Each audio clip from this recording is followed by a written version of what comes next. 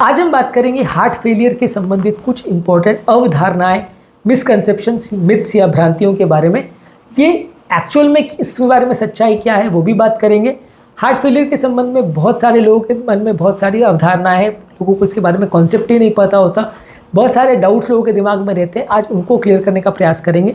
ये इस टॉपिक का सेकेंड पार्ट है। फर्स्ट पार्ट में कुछ मिथ्स पर हमने बात करी थी, आज उसी को कंटिन्यू करके कुछ और अवधारणाओं के बारे में हम बात करेंगे। टॉपिक पर जाने से पहले जो लोग हमारे चैनल पर नए हैं उन्हें रिक्वेस्ट करूँगा कि चैनल को सब्सक्राइब करें, वीडियोस को लाइक करें, शेयर करें, फॉलो करें, कमेंट करें, पूरा देखें।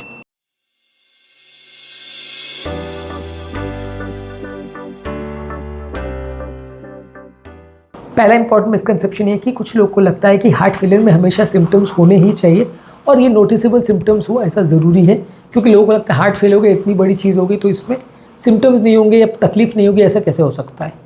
कई बार हार्ट फेलियर बहुत लंबे समय तक एसिम्प्टोमेटिक रह सकता है, पेशेंट को कुछ भी पता ना चले, ऐसा हो सकता है। और जब आप पेशेंट का जांच करते हैं तभी पता चलता है कि उसको सीवियर हार्ट फेलियर है। इनफैक्ट बहुत सारे पेशेंट्स हमारे पास रूटीनली आते हैं जो बिल्कुल लास्ट स्टेज पर बीमारी के पहुंच चुके होते हैं, स्टेज 5 हार्ट फेलियर में पहुंच चुके होते हैं, और तब उनको पता चलता है कि उनको हार्ट फेलियर, उससे पहले उनको कोई पता नहीं होता। कई ऐसे भी पेशेंट होते हैं जिनको पिछले 10-5 दिन से खाली सांस फूलने का या थोड़ा मोड़ा तकलीफ हो रही होती है, बाकी उससे पहले उनको कोई सिम्टम्स नहीं होते। तो इसलिए हार्ट फेलियर में हमेशा ही सिम्टम्स होंगे और early stages of heart failure में आपको पता चल ही जाएगा, ऐसा बिल्कुल नहीं है। बहुत सारे पेशेंट को बहुत लास्ट स्टेज में जाके ही पता चलता है कि उनको हार्ट फेलियर है और उसके हिसाब से ट्रीटमेंट मॉडिफाई करना पड़ता है। तो जिस तरह से बीपी, शुगर, कोलेस्ट्रॉल की प्रॉब्लम लंबे समय तक बिना कोई सिम्टम्स किए शरीर में रह सकती है और आपको कुछ भी पता ना चले, ऐसा हो सकता है, उसी तरह से हार्ट फेलियर का भी है। ये भी लंबे समय तक आपको अफेक्ट कर सकता है बिना आपको पता चले या बिना आपको कोई भी सूचना इसके बारे में मिले। अगला इंपॉर्टेंट मिथ या मिसकंसेप्शन या अवधारणा ये है कि लोगों को लगता है कि हार्ट फेलियर किसी व्यक्ति की इंडिविजुअल दोष पर डिपेंड करता है, उसने सही खाना नहीं खाया या सही लाइफस्टाइल नहीं रखा, इसकी वजह से हार्ट फेलियर हो गया, या इसने स्मोकिंग करी या शराब पिया इसलिए हार्ट फेलियर हो गया। ऑब्वियसली ये लाइफस्टाइल से कुछ हद तक अफेक्टेड तो रहता है, पर ये बहुत सारे फैक्टर्स पर डिपेंड करता है। जो लोग बहुत अच्छी लाइफस्टाइल भी रखते हैं उनको कभी हार्ट फेलियर नहीं होगा या कभी हार्ट अटैक नहीं होगा, ऐसा ज़रूरी नहीं है। बहुत सारे कारणों पर डिपेंड करता है। अलग अलग पेशेंट में अलग अलग कारण होते हैं। कुछ लोग को तो जन्म से भी बीमारी होती है, कुछ लोग को वायरल इन्फेक्शन में हो जाता है, कुछ लोग को वैल की बीमारियाँ हो जाती है।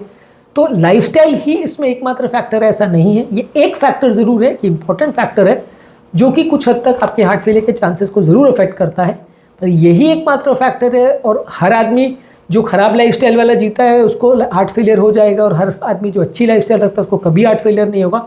ये दोनों ही सोचना गलत, क्योंकि लाइफस्टाइल रिलेटेड चेंजेस करने से या अच्छी लाइफस्टाइल जीने से कुछ हद तक हार्ट में फ़ायदा हो सकता है, हार्ट फेलियर के चांसेस कम हो सकते हैं, लेकिन ये हर केस में लागू हो ऐसा ज़रूरी नहीं है।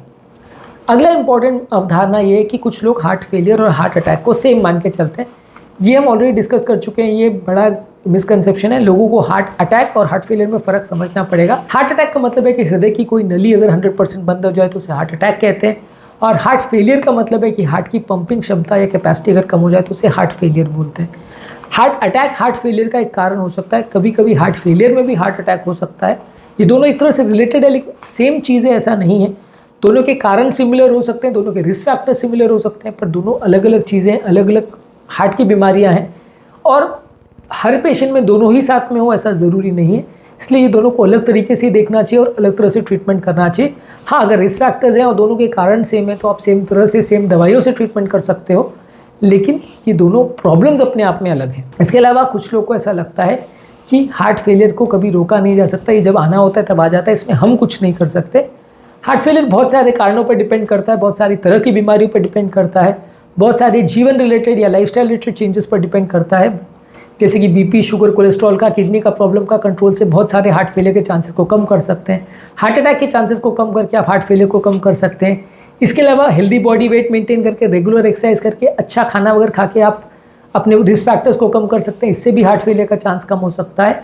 और अगर कोई बीमारी है, जैसे कोई छेद की बीमारी है, वैल की बीमारी है, अटैक की बीमारी है, ब्लॉकेज की बीमारी है, तो उसको सही समय पर सही ट्रीटमेंट करने से भी हार्ट फेलियर के चांसेस कम हो सकते हैं। कुछ लोग को ऐसा लगता है कि हार्ट फेलियर हमेशा सीवियर सिम्टम्स लेके ही आता है, कभी भी अगर हार्ट फेलियर है तो माइल्ड सिम्टम्स नहीं होंगे। कई बहुत सीवियर हार्ट फेलियर में भी बहुत माइल्ड सिम्टम्स हो, ऐसा हो सकता है। और कई लोग को इको वाइज पंप फंक्शन ठीक ठाक दिखता है फिर भी सिम्टम्स ज़्यादा हो, ऐसा हो सकता है।